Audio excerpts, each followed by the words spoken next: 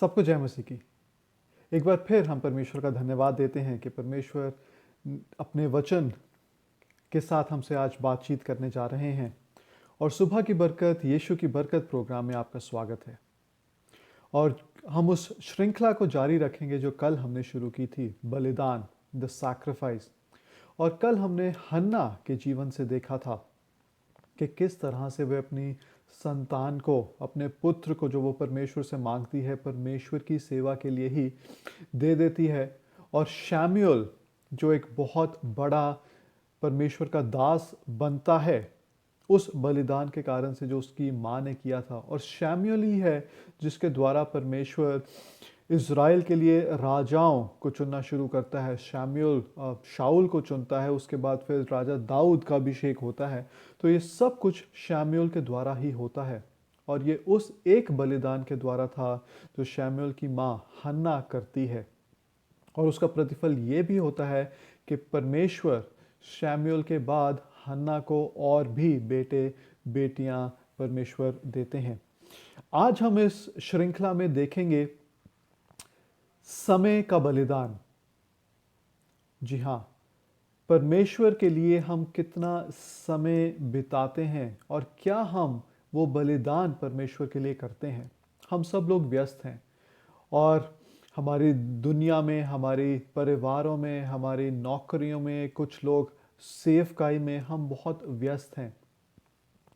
लेकिन इस busy schedule में परमेश्वर के लिए समय निकालना हमारे लिए बहुत ज़्यादा ज़रूरी है। परमेश्वर का वचन कहता है, यूहन्ना रचित सुसमाचार उसके 15 अध्याय के 5 वचन में, मैं दाखलता हूँ, तुम डालियाँ हो, जो मुझ में बना रहता है और मैं उसमें, वे बहुत फल फलता है, क्योंकि मुझसे अलग होकर तुम कुछ भी नहीं कर सकते। तो परमेश्वर के वचन ने हमें साफ साफ बता दिया है कि परमेश्वर से अलग होकर हम कुछ भी नहीं कर सकते हैं। परमेश्वर के द्वारा ही हम कर सकते हैं। परमेश्वर दाखलता है, हम डालियां हैं। तो जो कुछ हमें करना है वो हमें परमेश्वर में होके ही करना है। हम परमेश्वर से अलग होकर कुछ भी नहीं कर सकते। और हम दो बातों को आज देखेंगे कि जब हम परमेश्वर के साथ हम समय बिताते हैं, परमेश्वर के साथ हम बातचीत करना शुरू करते हैं, तो क्या चीज़ें हमारे लिए ज़रूरी हैं। जब हम समय का बलिदान करते हैं तो क्या क्या हमें करना चाहिए। इब्रानियों 5 अध्याय उसके 7 वचन में लिखा है, यीशु ने अपनी देह में रहने के दिनों में ऊंचे शब्द से पुकार पुकार कर और आंसू बहा बहा कर उससे, जो उसको मृत्यु से बचा सकता था, प्रार्थनाएं और विनती की। यीशु मसीह भी जब इस संसार में थे, इस पृथ्वी पर थे, तो बाइबल कहती है कि यीशु मसीह ने भी परमेश्वर से पुकार पुकार कर और आंसू बहा बहा कर विनती की। अब यीशु मसीह के जीवन से ही हम कुछ चीज़ों को देखेंगे। तो यीशु मसीह ने कब कब प्रार्थना की। मत्ती रचित सुसमाचार उसके 14 अध्याय के 23 वचन में लिखा है, वे लोगों को विदा करके प्रार्थना करने को अलग पहाड़ पर चढ़ गया और सांझ को वहां अकेले था। यीशु मसीह क्या करते थे कि वो दिन में प्रचार करते थे और शाम को या सवेरे सवेरे वे प्रार्थना के लिए चले जाते थे। और वे लोगों को विदा करके प्रार्थना करने को अलग पहाड़ पर चढ़ गया। मरकुस 6 के 46 में लिखा है, और उन्हें विदा करके वे प्रार्थना करने को गया। लुका 6 के 12 में लिखा है, और उन दिनों में वे पहाड़ पर प्रार्थना करने को गया और परमेश्वर से प्रार्थना करने में सारी रात बिताई। यीशु मसीह ने प्रार्थना करने में सारी रात बिताई। हम लोग कितना समय प्रार्थना करते हैं,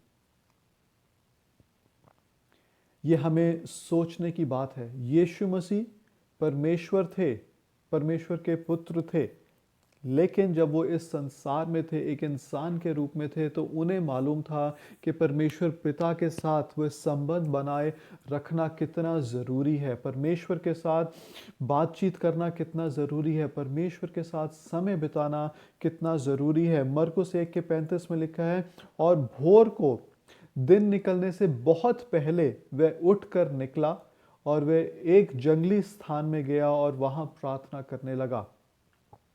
भोर को दिन निकलने से बहुत पहले, दिन कितने बजे निकलता है? 5 बजे, 5:30 बजे।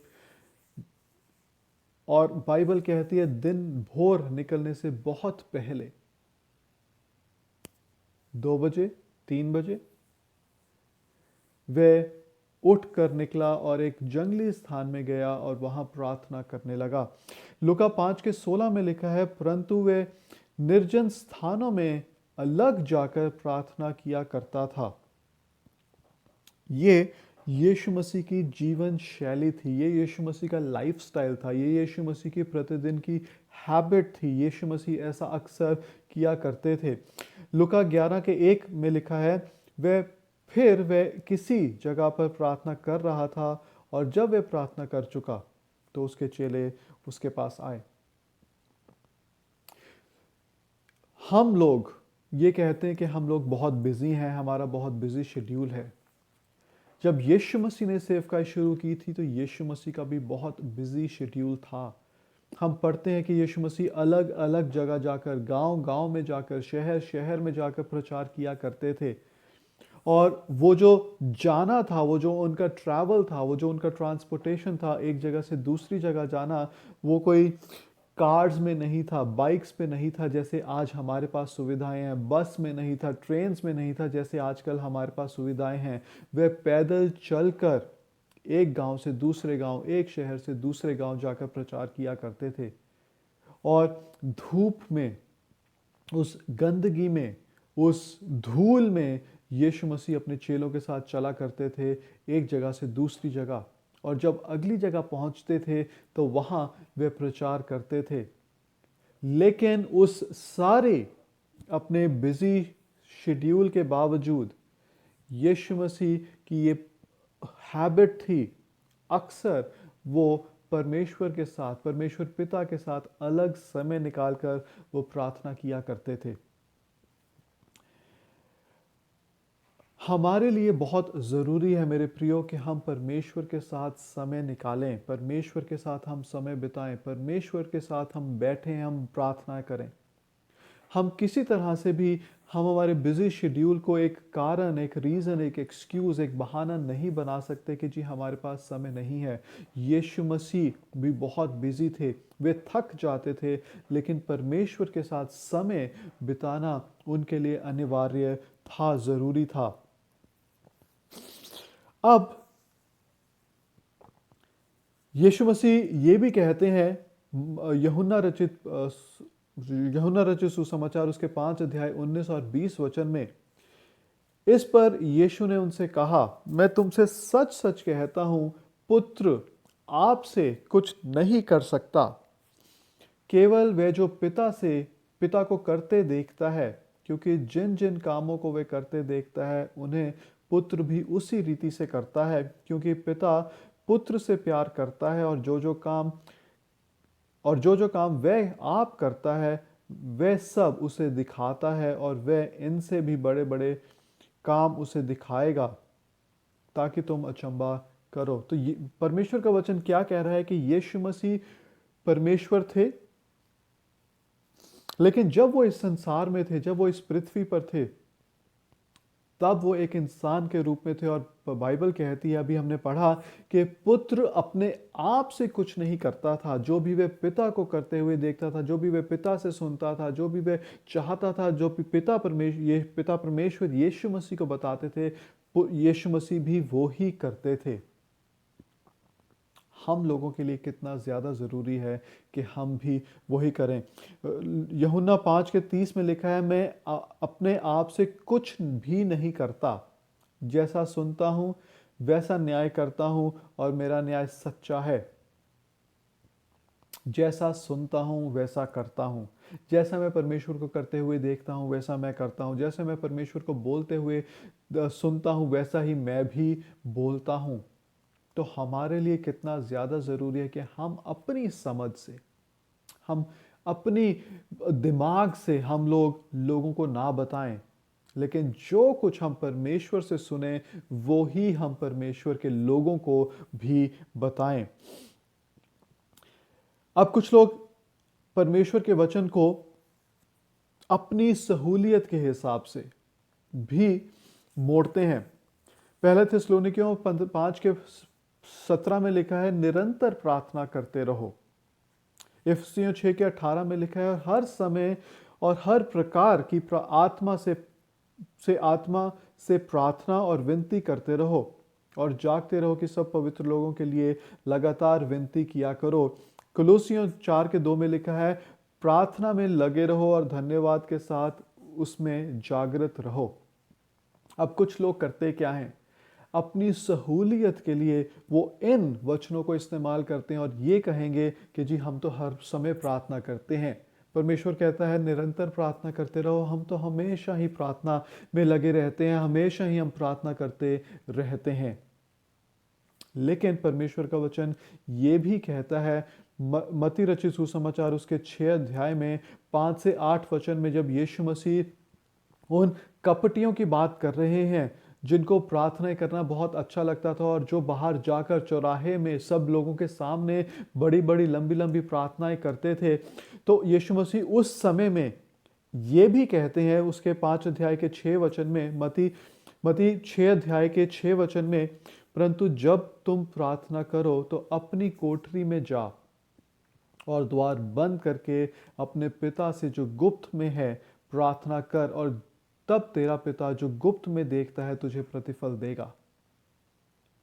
तो मैं अगर ये कहता हूं कि जी परमेश्वर का वचन कहता है कि मुझे निरंतर प्रार्थना करते रहना है, लगातार प्रार्थना करते रहना है, और मैं तो हर समय ही प्रार्थना करता रहता हूं, लेकिन वही परमेश्वर का वचन मुझे ये भी बताता है कि मुझे एकांत में जाकर भी परमेश्वर के साथ प्रार्थना करने की जरूरत है, परमेश्वर के साथ समय बिताने की जरूरत है। तो अपनी कोठरी में जो द्वार बंद कर और पिता से जो गुप्त में है प्रार्थना कर।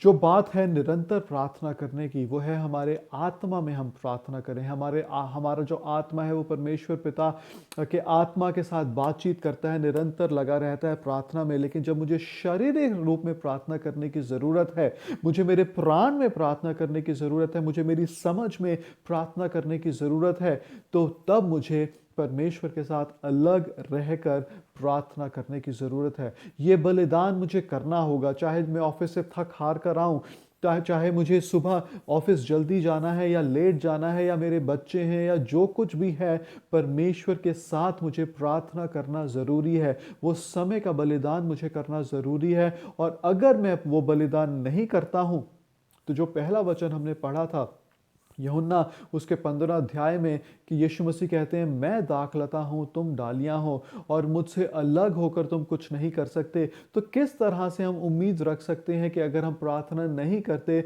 तो परमेश्वर हमारे जीवनों में काम करते रहेंगे? हम किस तरह से उम्मीद रख सकते हैं कि हम प्रार्थना परमेश्वर के साथ नहीं करते, परमेश्वर के साथ समय नहीं बिताते, तो फिर भी हमारी ज़रूरतें पूरी होती रहेंगी? हमें, मेरे प्रियो, प्रार्थना करना बहुत ज़्यादा ज़रूरी है। अब जब हम प्रार्थना करते हैं तो हमें प्रार्थना करनी क्या है? बहुत बार हमारे लिए प्रार्थना सिर्फ यही है कि परमेश्वर मेरी पत्नी को ठीक कर दे, मेरे पति को ठीक कर दे, मेरे बच्चों को ठीक कर दे, मेरे बच्चों की एडमिशन करा दे, मुझे नई नौकरी दे दे, मुझे इस चीज़ की ज़रूरत है, मुझे उस चीज़ की ज़रूरत है। और हमारी प्रार्थनाएं जो हैं वो आज की डेट में, आज की तारीख में सिर्फ परमेश्वर से मांगने के लिए ही रह गई हैं। 1-2 महीने पहले भी मैंने प्रचार किया था कि हम सिर्फ परमेश्वर के सामने तभी जाते हैं जब हमें परमेश्वर से कुछ चाहिए। परमेश्वर, हमें इस चीज़ की ज़रूरत है, हमें उस चीज़ की ज़रूरत है, हमें पैसे की ज़रूरत है, हमें चंगाई की ज़रूरत है। तो क्या ये गलत है? गलत बिल्कुल भी नहीं है। लेकिन मैंने तब भी बताया था, मैं आज भी हम सबको दोबारा दोहराना चाहता हूँ कि क्या परमेश्वर हमारे लिए सिर्फ एक जिन के समान है जो सिर्फ हमारी ज़रूरतों को पूरा करने के लिए हैं? और उस समय भी मैंने एक उदाहरण दिया था, हमारे बच्चे जो हैं हमारे पास सिर्फ तभी आए जब उनको किसी चीज़ की ज़रूरत है। तो हमें माँ बाप होने के नाते कैसा लगेगा? लेकिन बाइबल ही हमें बताती है कि हमें किस तरह से प्रार्थना करने की ज़रूरत है। यीशु मसीह के चेले यीशु मसीह के पास आते हैं, यीशु मसीह उन्हें प्रार्थना करना सिखाते हैं कि किस तरह से प्रार्थना करने की ज़रूरत है। वो यीशु मसीह ने हमें प्रार्थना का मॉडल दिया था। पौलुस हमें बताता है कि हमें किस तरह से प्रार्थना करने की ज़रूरत है। इफिसियों उसका पहला अध्याय उसके 16 और 17 वचन में लिखा है, और अपनी प्रार्थनाओं में तुम्हें स्मरण करता हूँ कि हमारे प्रभु यीशु मसीह का परमेश्वर जो महिमा का पिता है तुम्हें बुद्धि की आत्मा और अपने ज्ञान का प्रकाश दे। जब हम प्रार्थना करते हैं हमारे भाई हमारी बहन के लिए, हमारे माँ बाप, हमारे पड़ोसियों के लिए, तो ये प्रार्थना करना हमारे लिए ज़रूरी है कि परमेश्वर, मैं प्रार्थना करता हूँ तो मेरे भाई को, मेरी बहन को, मेरे माँ बाप को, मेरे पड़ोसियों को, मेरे दोस्त को तू बुद्धि का आत्मा दे और अपने ज्ञान का प्रकाश दे। और जब हमें बुद्धि मिलेगी, जब हमारा ज्ञान खुल जाएगा, तब हम परमेश्वर की मर्जी के अनुसार और अच्छी रीति से चल सकते हैं, परमेश्वर की मर्जी को हमारे जीवनों में और अच्छी रीति से पूरा कर सकते हैं। और यही हमारी प्रार्थना होनी चाहिए। जो चीज़ें हमें परमेश्वर से चाहिए वो हमें मांगना ज़रूरी है, लेकिन हमें प्रार्थना में बैठकर परमेश्वर का धन्यवाद करना ज़रूरी है कि परमेश्वर, मैं आपका धन्यवाद करता हूँ कि आप इतने अच्छे परमेश्वर हैं। आपने मुझसे इतना ज़्यादा प्रेम किया है, आपने मुझे चुन लिया है, आपका अनुग्रह मेरे ऊपर इतना है कि आपने मुझे चुन लिया है, आपने मुझे तंदुरुस्ती दी है, आपने मुझे सेहत दिया, आपने मेरी पत्नी को, मेरे बच्चों को तंदुरुस्ती दी है, आपने हमें सुरक्षित रखा है, आपने हमें जीवित रखा है, आपने हमें किसी परेशानी में नहीं पड़ने दिया, और अगर हम किसी परेशानी में पड़े हैं तो उससे आपने हमें बचाया है। हमें परमेश्वर का धन्यवाद करने की ज़रूरत है। हमें परमेश्वर से यह कहने की जरूरत है कि परमेश्वर पिता, मैं आपसे प्रेम करता हूं। हम सिर्फ परमेश्वर की उपस्थिति में बैठें और परमेश्वर से हम यही कहें कि परमेश्वर, मैं आपसे प्रेम करता हूं।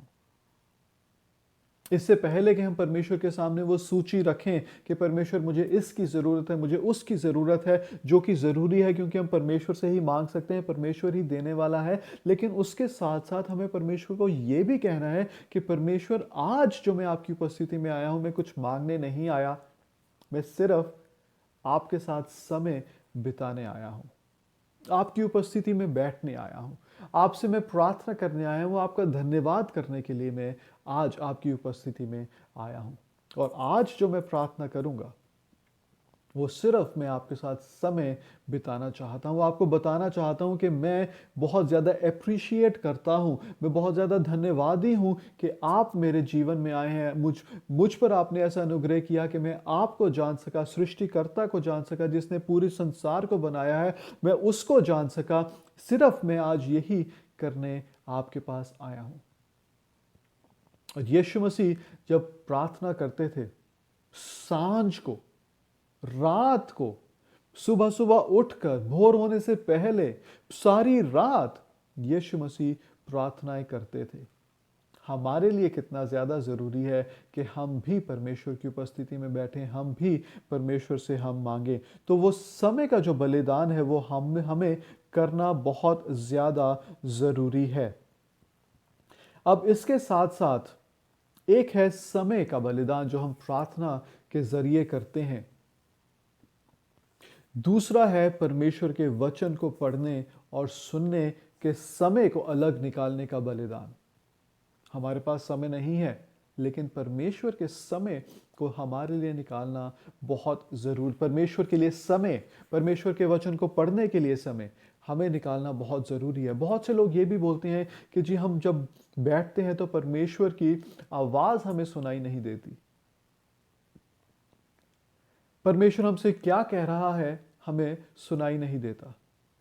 मेरे प्रियो, परमेश्वर का वचन जो है, बाइबल जो है, वो क्या है? वो परमेश्वर का वचन है। तो इससे और बेहतर बात क्या हो सकती है कि हम बैठकर परमेश्वर का वचन पढ़ें और सुनें। परमेश्वर हमसे वैसे ही बातचीत करते हैं, परमेश्वर हमसे अपने वचन के अनुसार बातचीत करते हैं।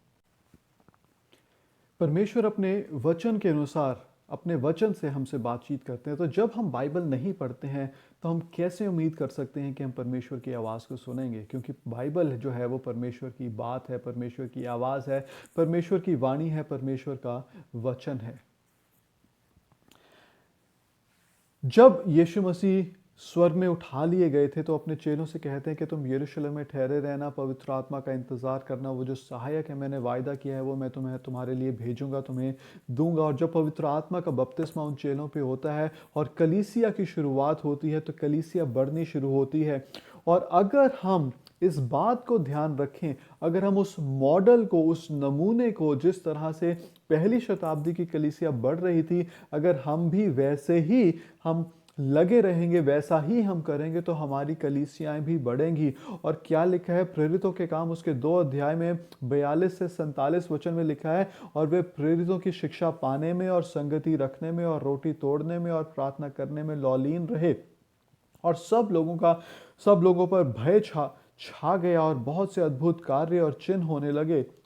लेकिन जरूरी क्या था जो 42 वचन में है कि वे प्रेरितों की शिक्षा पाने में, मतलब बाइबल का उपदेश, बाइबल का ज्ञान, उसमें वे लोग लगे रहे। नई कलीसिया जो थी, शुरुआती कलीसिया जो थी, वह लगी रही। दूसरा तीमुथियुस उसका 3 अध्याय के 16 वचन में लिखा है, संपूर्ण पवित्र शास्त्र परमेश्वर से रचा गया है और उपदेश और समझाने और सुधारने और धार्मिकता की शिक्षा के लिए लाभदायक है। अगर मुझे उपदेश की ज़रूरत है, मुझे परमेश्वर के वचन में जाने की ज़रूरत है। अगर मुझे समझने की ज़रूरत है, मुझे परमेश्वर के वचन में जाने की ज़रूरत है। अगर मुझे सुधार की ज़रूरत है, मुझे परमेश्वर के वचन में जाने की ज़रूरत है। अगर मुझे धार्मिकता की शिक्षा चाहिए तो मुझे परमेश्वर के वचन में जाने की ज़रूरत है। परमेश्वर का वचन मुझे हर एक वो चीज़ देगा, उपदेश, समझ, सुधार, धार्मिकता की शिक्षा। तो जो कुछ भी मुझे चाहिए परमेश्वर का वचन वो मुझे देगा। नीति वचन उसके 30 अध्याय के 5 वचन में लिखा है, परमेश्वर का एक एक वचन ताया हुआ है और वह अपने शरणागतों की ढाल ठहरा है। अगर मुझे ढाल की ज़रूरत है, अगर मुझे सुरक्षा की ज़रूरत है तो परमेश्वर का वचन मुझे देगा। भजन संहिता 119 9 और 10 में लिखा है, जवान अपनी चाल को किस उपाय से शुद्ध रखे, तेरे वचन का पालन करने से। आज जो हमारे जवान हैं, लड़के लड़कियां हैं, वे किस तरह से शुद्ध रह सकते हैं? आज जो संसार में इतना ज़्यादा अंधकार है, इतनी ज़्यादा गंदगी फैली हुई है, हम किस तरह से अपने जवान लड़कों को, लड़कियों को शुद्ध रख सकते हैं? बाइबल कहती है परमेश्वर के वचन से। 10 वचन में आगे लिखा है, मैं पूरे मन से तेरी खोज में लगा हूं, मुझे तेरी आज्ञाओं की बाट से भटकने ना दे। मैंने तेरे वचन को अपने हृदय में रख छोड़ा है कि तेरे विरुद्ध पाप ना करूं। तो जब परमेश्वर का वचन हमारे हृदय में आएगा, हमारे अंदर आएगा, तभी हम पाप से दूर रह सकते हैं। और मती उसके 4 अध्याय के 4 वचन में लिखा है, यीशु ने उत्तर दिया। जब यहाँ पर यीशु मसीह की परीक्षा हो रही है, शैतान यीशु मसीह की परीक्षा कर रहा है, तो यीशु मसीह कहते हैं, यीशु मसीह ने उत्तर दिया, लिखा है, मनुष्य केवल रोटी ही से नहीं परंतु हर एक वचन से जो परमेश्वर के मुख से निकलता है जीवित रहेगा। हम अपने शरीर का पालन पोषण करने के लिए, शरीर को हम मजबूत रखने के लिए हम खाना खाते हैं, लेकिन हमारे आत्मा का क्या? जो हमारे अंदर परमेश्वर ने आत्मा दी है, हम लोग आत्मा, प्राण और शरीर से बने हुए हैं। शरीर को तंदुरुस्त रखने के लिए तो हम भोजन करते हैं, लेकिन आत्मा को तंदुरुस्त रखने के लिए हम क्या करें? परमेश्वर का वचन कहता है, यीशु मसीह ने खुद कहा कि हमें परमेश्वर के मुख से निकले हुए वचन से हम जीवित रह सकते हैं। तो मेरे प्रियो, ये बलिदान करना हमें बहुत ज़रूरी है, समय का बलिदान, कि हम परमेश्वर से प्रार्थना करें, परमेश्वर के साथ समय बिताएं, परमेश्वर का वचन पढ़ें। और जब हम ये बलिदान करेंगे तो परमेश्वर की और ज़्यादा आशीषों को हम अपने जीवन में देख पाएंगे। मैं दाखलता हो, तुम डालियां हो, और मुझसे अलग होकर तुम कुछ नहीं कर सकते। तो आइए हम ये फैसला करें, हम ये बलिदान करें, चाहे हमारा जैसा भी बिजी शेड्यूल हो, हमारी नौकरियां हो, हमारे बच्चे हैं, हमारे परिवार हैं, ये सब परमेश्वर की आशीष है। लेकिन ये इन आशीषों को जारी रखने के लिए, इन आशीषों में बढ़ने के लिए और परमेश्वर से आशीष पाने के लिए और परमेश्वर के मन को, परमेश्वर के दिल को जानने के लिए हमारे लिए ज़रूरी है कि हम परमेश्वर के साथ समय बिताएं, ये समय का बलिदान करें। आइए हम प्रार्थना करें। पिता परमेश्वर, पवित्र पिता, आप हमारी सहायता मदद कीजिए ताकि हम आपको ज़्यादा से ज़्यादा समय हम देने वाले हों, आपके साथ समय बिताने वाले हों। प्रार्थना में, आपके वचन को पढ़ने में, सुनने में हम आपके साथ समय बिताने वाले हों और ये बलिदान हम अपने जीवनों में करने वाले हों। चाहे हमारे जैसे भी बिजी शेड्यूल हैं, हमारी नौकरियां हैं, हमारे परिवार हैं, सेवकाइयां हैं, परमेश्वर आप हमारी सहायता मदद कीजिए ताकि हम समय का बलिदान करने वाले हों। धन्यवाद के साथ ये दुआ यीशु मसीह के नाम में मांगते हैं, आमीन। परमेश्वर आपको आशीष, बहुत बहुत आशीष दे। सबको जय मसीह की।